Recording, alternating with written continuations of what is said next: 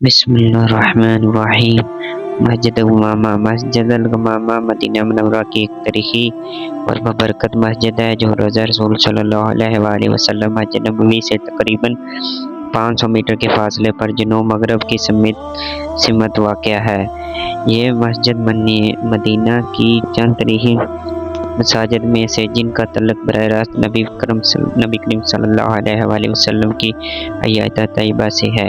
نام کا مطلب الغمامہ عربی لفظ غمام سے نکلا جس کے معنی بادل۔ یہ نام اس واقعہ کی وجہ سے پڑا ہے نبی صلی اللہ علیہ وآلہ وسلم نے یہاں نماز استسقاء بارش کی دعا ادا فرمائی۔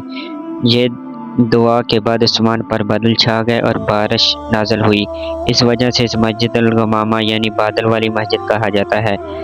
تاریخی پس منظر: یہ جگہ وہ مقام ہے جہاں رسول اللہ صلی اللہ علیہ وآلہ وسلم عیدین عید الفطر عید الاضحیٰ کی نمازیں بھی ادا فرمائی۔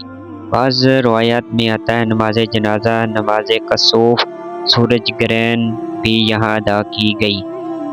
بعد میں مختلف ادوار میں مسجد کو توسیع اور مرمت دی گئی، خاص طور پر خلافت عمر بن عبدالعزیز کے زمانے میں جب وہ مدینہ کے گورنر تھے۔ عثمانیہ دور حکومت میں سعودی عرب کے زیر اہتمام جدید انداز میں اس کی تجدید ہوئی۔ معماری خصوصیات: مسجد کا موجودہ طرز تعمیر عثمانی روایتی مدنی انداز کا حسن طراز چھت پر ایک خوبصورت گنبد ہے۔ اندرونی حصہ سنگ مرمر سے مزین ہے۔ مسجد نسبتاً چھوٹی مگر انتہائی پر نور پرسکون جگہ ہے۔ مسجد نبوی سے باہر کی سب سے مشہور قدیم مسجدوں میں شمار ہوتی ہے۔ مقام: مسجد الغمامہ مسجد نبوی کے جنوب مغرب مسجد ابوبکر صدیق رضی اللہ تعالیٰ عنہ کے قریب واقع ہے۔ عیدین کے موقع پر نبی صلی اللہ علیہ وآلہ وسلم یہاں تشریف لایا کرتے تھے کیونکہ اس وقت مسجد نبوی میں سب کے لیے جگہ کم تھی۔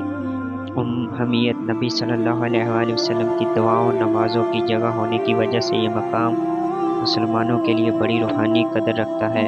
زائرین مدینہ اس مسجد کو شوق سے دیکھنے آتے ہیں کیونکہ یہ عہد نبوی صلی اللہ علیہ وآلہ وسلم کی یادگار ہے۔